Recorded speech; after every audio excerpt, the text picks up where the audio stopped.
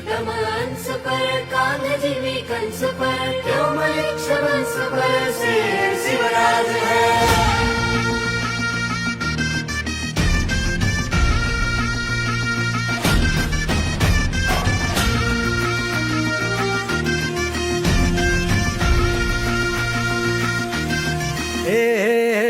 अंधार जुलमी होता पसरला समद्या गावा खेड्यात रे सौराज्यात